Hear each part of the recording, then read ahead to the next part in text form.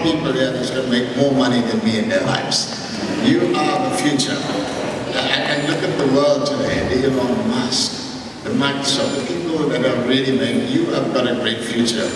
I want to acknowledge the MEC of Education, Mbali, Frazer, who does a great amount of work. I think lots of us don't know the long hours she puts in to ensure the quality of education is met in South Africa. And she does, and we really salute you, ma'am, for the wonderful dedication coming through.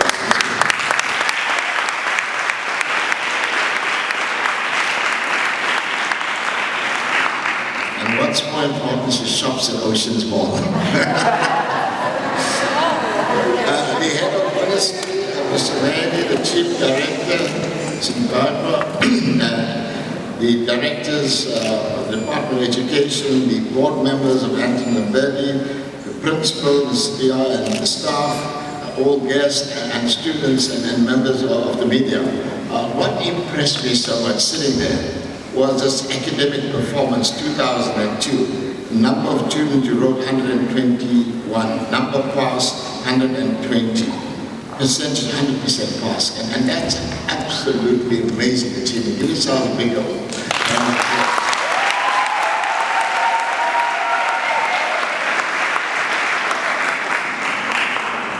You know, whenever we go to a school function, and I think last week we did a school block, I think at Benwood we did something there, and I actually stopped taking my wife to the function because she gets a bigger applause than me wherever I go. But she was going to be here this evening, but she had some commitments.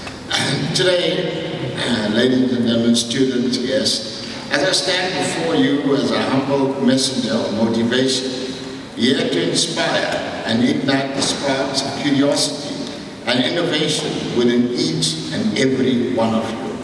You are the future of science. You are the future of science, technology, and innovation. And the world looks to you with great anticipation, counting on your brilliance to solve the problems of today and unlock the possibilities of tomorrow.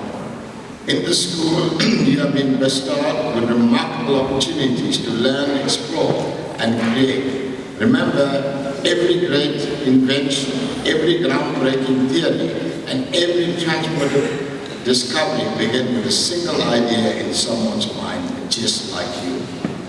They were once students with dreams, aspirations, and a thirst of knowledge. And I was so inspired sitting there listening to the stories and the quality of technology, and your thinking amazes me. And it made me think about some of the great people I've met in my life. And I'm going to go back and tell you some stories in my life which I hope will inspire you. When you heard the story of 500 Rand Mbali and being whom I am today, and I tell you how I did it. I am only a simple electrician, that's all. I'm qualified, I don't have any degrees. All of you here are much cleverer than me. You've got greater qualification than you will get. But what happens with the human mind? You can do anything you put your mind to. You've got to be focused, you must not wear blinkers. And think of the great leaders of today. Think of Einstein. He failed metric. He wasn't instant quality. You've got to put your mind to it. And that's what I did. And one of the organizations I joined when I was little, it was called the Boy Scouts. An amazing organization of leadership. It taught me how to lead. And that's really important in life. You've got to have all the academic knowledges, but you've got to be able to lead. The ability to communicate is so important. If you can communicate, it will make you money.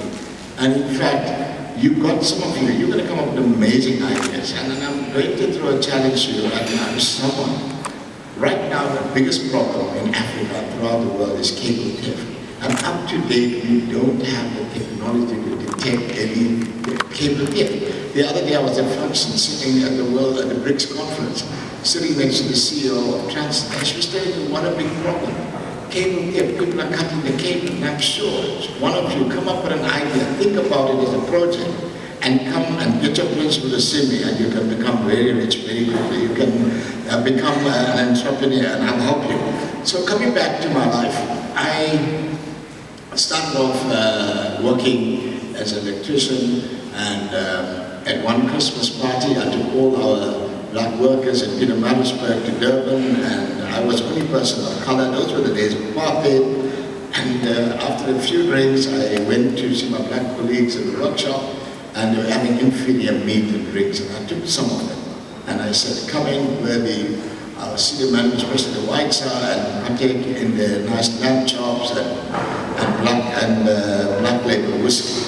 And when we went, all the whites went away, and we finished all the drinks and the food, because I knew what was going to happen. Monday morning, I was called into the office and fired. But when I walked out of the office, I told the then CEO, I said, one day apartheid will be gone, and I will have a bigger electrical company than you. But I didn't have 2 cents in my pocket. I just got married, I couldn't afford an honeymoon that year, and I went out and tried to get a job, and I couldn't get a job, because no one would employ me. The word went out, I'm a troublemaker. And I had to start my own business, and I made some big mistakes, and things that you got to learn. I went in and did my first job. It was a hotel somewhere, and I was so excited. On the day to collect the money, I picked up my wife in that same broken bucky, and I just borrowed a 500 to start the work, and I was 10 years. That job, at that time, it was 56,000. It was a lot of money. Today, it's equivalent to about 14 million rands. And I told her how we're going to go to honeymoon, we were going to buy a new vehicle, and it was going to change our life. And when I went to collect the money, there was a note on the company door saying, company in liquidation, contact the attorney. I didn't even know what liquidation meant. I couldn't understand it. I knew it was in trouble. I went to see a lawyer, and he said, you got no chance. And that evening, I was very depressed. As I lay down in bed, I just didn't know what to do. My world was tumbling down. But my mind went back to when I was 16 years old. I actually represented South Africa at the Boy Scouts World Jamboree. And at that World Jamboree, I was the only person of color. I actually spoke out about apartheid in South Africa, and the Boy Scouts creed that says we're all equal before God, but we had segregation. And then the South Africans ostracized me. But what happened? The African region and the European division were embraced me, and they elected me to the World Youth Forum. There were only 14 of us. And when we went to our first meeting, a function, I met the first important man I met on the moon. And that was in 1971. I had the opportunity of meeting astronaut Neil Armstrong. 69, he went to the moon. 71, I became the first person in Africa to meet him and shake his hands. And when the time came, I said, sir, can you tell me the secret of your success? And he told me, young man, I know the South Africa the problem, but this is what he said. When he was a youngster, and he used to look at the moon, and he told his parents he was going to the moon. There was no astronaut program. They would start the program, still early stages. But as he went to primary school, the astronaut program opened. He went to high school, he went to university, did all the qualifications. He was so focused. But when he was a little child, they brought him a telescope to look at the moon, and he was so focused on being an astronaut. He actually went out there, but he failed. Academically, he flourished. He failed because your breathing is going to be about 43, 45 beats per minute as an astronaut, slow heartbeat. He didn't know what to do. He was depressed. When he went home that evening, he was sitting at the local bar, and one of his neighbors, who was from the Indian community, they were talking, and he said, do you know about yoga? Yoga can control. And he went in and did yoga for a year. And he was, it's mind over matter, he was able to control his breathing. He went back and he got admitted. And the rest of history, he became the first man on the moon. Absolutely amazing. Worldwide, everyone revered him. But his parting words to me was, young man, if you can dream it, you can achieve it. Perseverance prevails when all else fails, and never ever give up. And those are the words that stick with me up to today. That's my life. You never ever give up on anything. And that's what helped me. The next day I went in, met people, and it's a long history. But in life, being an electrician, I didn't just focus on the electricity. I loved playing in the casinos. And when the casino industry opened up, I should tell my friends, we used to go to the Wild Coast. As soon as I had a little bit of money, we went to the Wild Coast. And gambling is bad, by the way. It's a bad habit. Don't get involved in it. And let me tell you while I'm talking about the word habit.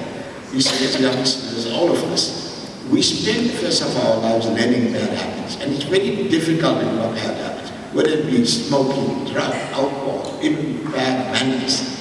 And we must try to inculcate good habits. And in fact, that word habit is so bad, you can't even give up the word. Think about it, H-A-B-I-T. You take away the H, you have A-B-I-T. You take away the A, you got B-I-T. You take away the B-I-T, you still got A. You can't even break the word. So don't get into bad habits. It's wrong. It's very hard. Even like being very overweight and trying to lose weight. But it all needs determination. So coming back to the casino, and I should tell my friend one day I'm going to own a casino, and they laughed at me.